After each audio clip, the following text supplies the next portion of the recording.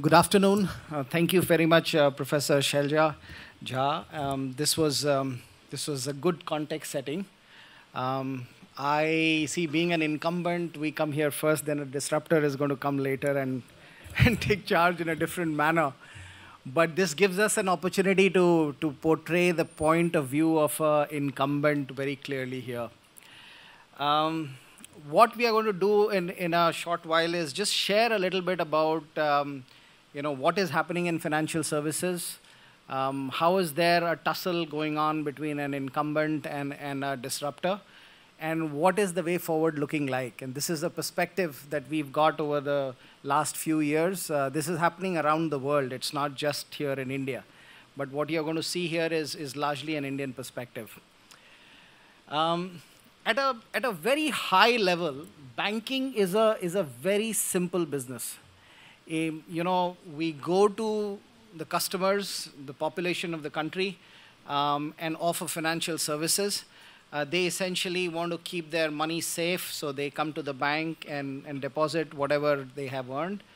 And that same money is deployed into good use by lending to the same set of people who need it for different purposes. So it's a very simple business model. You take the money from the same set of people, you give them back, and this is how the whole machine runs. But if we double-click underneath it, essentially what happens is we see that there are three jobs or three tasks that every financial services organization, including banks, do. One is an onboarding of a customer, what is sometimes called acquisition as well. So how do we get a customer to come inside a bank to start the engagement or start the relationship? That's the first thing that every financial services organization does. The second is around transactions. Once you've become a customer, and if you want to transact, you want to send money to somebody, you want to buy something, you want to sell something, all those things happen through transactions. So how do we enable seamless transaction? That's the second pillar. And the third is, as you do all these things, how do we service you? There are life cycle management. You want to change your address. You want to change your mobile number. You want to buy and sell little complicated things which cannot be done. You walk into a branch or go to the internet portal. How do we manage and serve you is the third piece. So it's a very simple three-step process of managing a customer. And the entire business model is also very simple. So it's like a perpetual machine. You all would have heard about it, Newton's cradle, you switch it on and it keeps moving. So some banks look like this because they would be enabling onboarding, transaction, and servicing in a different manner. Some would look differently, but again, essentially it's the same business model. And some banks would be, again, different, or financial services. So essentially what is happening is that based on the friction points which happens in onboarding, transaction, and servicing, different organizations look differently to a customer. We are heading towards an experience-led growth where an organization that offers a seamless, frictionless experience is preferred more by the customer. So if you are able to open an account sitting at home, that is a better service for you. You would prefer to open an account with a bank where there isn't too much of form filling, etc., which is needed. So that reduces the friction. Likewise, if you can transact sitting at home, that's again taking the friction down. All servicing can be provided on your mobile phone. That's even better. So the lesser the friction, the better this perpetual machine keeps working for future. So it's a very simple model. Everybody is trying to do the same thing. And this is how the entire industry is working at this point of time. Then comes a set of disruptors. Now, these are companies who have not been born in financial services, but they bring different kinds of capabilities onto the table. And they would like to come and do certain things even in a better manner. Because remember, it's an experience-led growth. Whosoever gives a better experience is likely to win this entire game. So here what happens is, if you look at lending, how do banks provide lending? They ask for a lot of documents from a customer. Can you give me your salary slip? Can you show me your income tax return? Then we do underwriting around that. Now, all of a sudden, if somebody comes as a tech company and says that I can underwrite you on the fly, when you are trying to buy a refrigerator worth 80,000 rupees, at that point of time, we can underwrite you who you are and extend that loan to you. And we are able to underwrite you, recognize you who you are. We do KYC as well. And we give you that loan to buy a refrigerator, which you can pay over the next 3 years. So that's the kind of disruption comes with a very seamless credit offering that is called BNPL in this market here. Likewise, we have payment companies. So earlier, when you would have to transfer money, you would log on to an internet or go into a bank branch, use NEFT, RTGS to do money transfer. And then came certain tech companies which said that we can do it even better. That's UPI for us.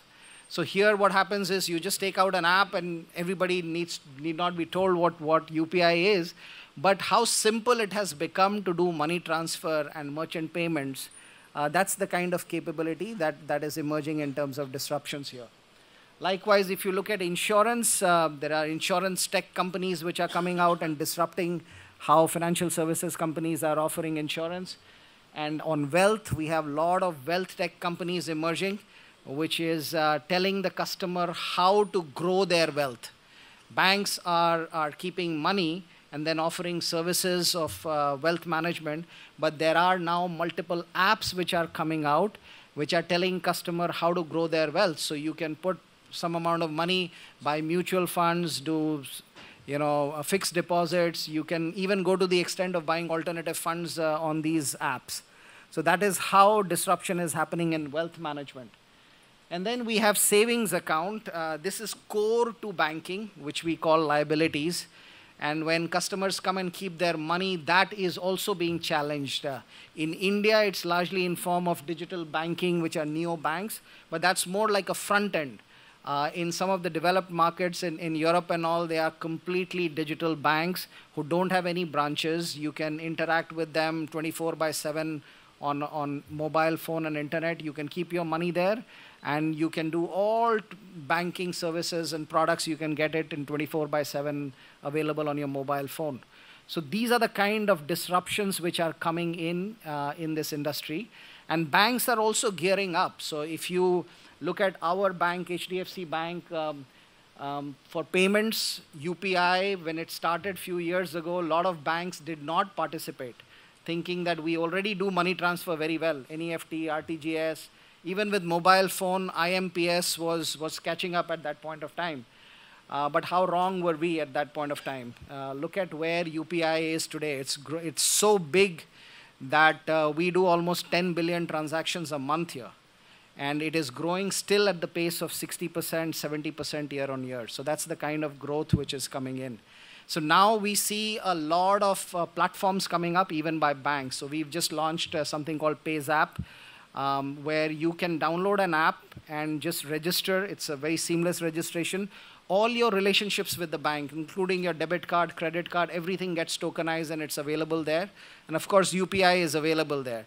So you can virtually take your wallet out and download the app. Every debit card, credit card can be tokenized there.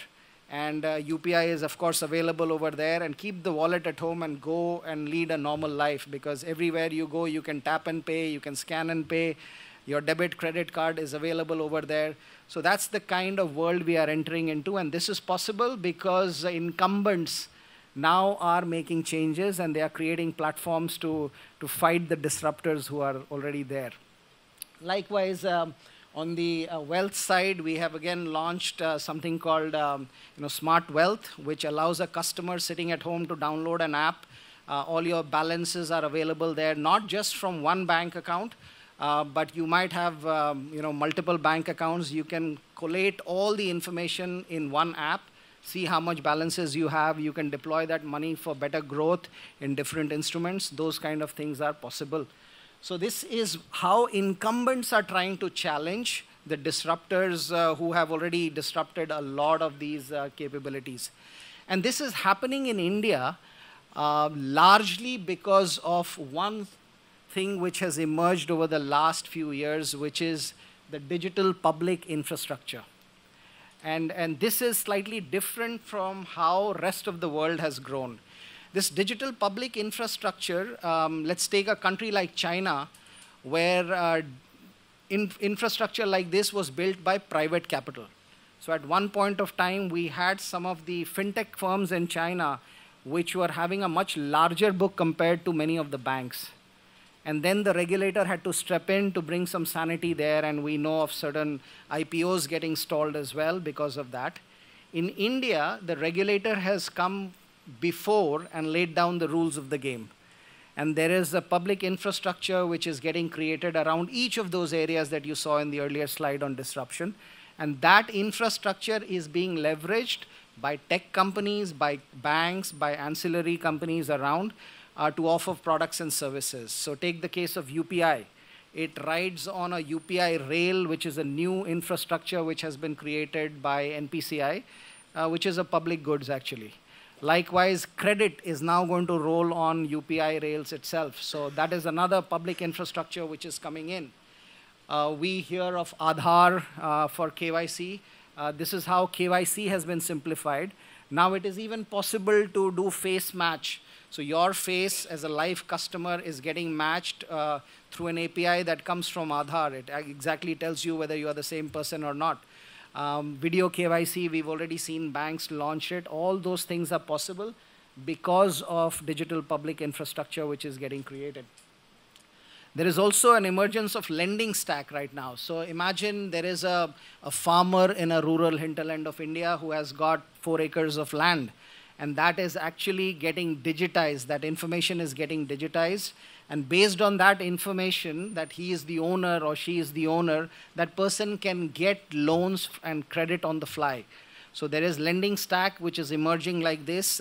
Very recently, our bank actually launched a program where milk farmers who are having livestock and cattle, they go and pour milk every day at a milk society. So based on the milk pouring capacity and their ability to pour milk, underwriting is being done for these farmers so that they can buy more cattle for milk farming.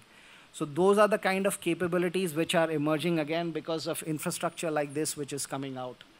We also have credit on UPI. This has just been launched in the last GFF, Global FinTech Fest, where we have seen credit being offered to customers on the fly. So as you scan and pay, you would have seen scan and pay has become so popular. As you're scanning and paying, if you pay from your credit card, it is possible to convert that into EMI on the fly. So I might be buying something worth 80,000 rupees, but I want to take an EMI for 9 months, 12 months, 18 months. It's possible to do that on the fly. Likewise, it is also possible to take everything on credit. It's an OD line available on that. So banks have got OD lines, overdraft lines, and credit pre-approved customers. Those are getting exposed on this credit line, which will now extend the reach of UPI to the next level. Today, UPI only allows you to transact if you have money in your bank account. Tomorrow, you can do that. Even if you don't have money in your bank account, you can get credit here. Likewise, voice enablement is coming out. Many of us would have heard about Bhashini. So imagine talking to your phone and making a transfer, talking to your phone and getting a loan. All those things are going to be enabled because of capabilities like this. Account aggregator is exchange of information. If I go to bank A and I want loan from bank A, but my account is in bank B, I usually have to go to bank B first, get my statement, bring to bank A, offer them, then they will do the credit underwriting. This is also changing. So now it is possible at a tap of a button to pull your bank statement from one bank and offer it to the other. And this is happening in a big way. 1.2 billion bank accounts have already been mapped here on account aggregator network.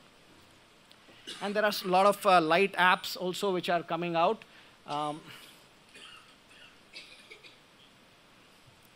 Which is allowing people to do transactions without mobile connectivity. Now, all these things are digital public infrastructure. So leveraging the digital public infrastructure, the incumbents are actually trying to fight the disruptors and create that kind of experience. What our incumbents essentially doing is, as an incumbent, we are creating amazing customer experiences. We want to be a bank that is available to every citizen in this country. It is very easy to use, and it is available wherever my customer is. And that kind of experiences are getting created.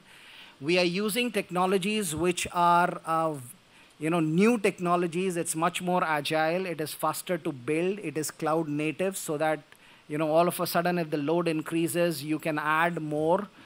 So there are newer technologies which enables that, and therefore incumbents are trying to position themselves to leverage such technologies. We are using a lot of data for hyper-personalization. So what you see on an app or on a website is very different from what another person or your friend sees. And that kind of personalization is happening based on the data of transactions which are available. This creates a lot of intimacy with customers as we go ahead. And lastly, direct-to-consumer channels are getting opened up now. Earlier, it was only about bank branches or going to a bank website or an app.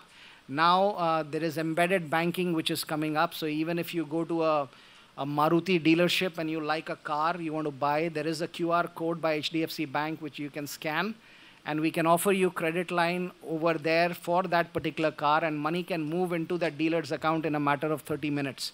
So that's the kind of embedded banking and availability of banking which is coming out. So this is how we all are getting future ready. Let's also hear from how the disruptors are looking at targeting this. Thank you.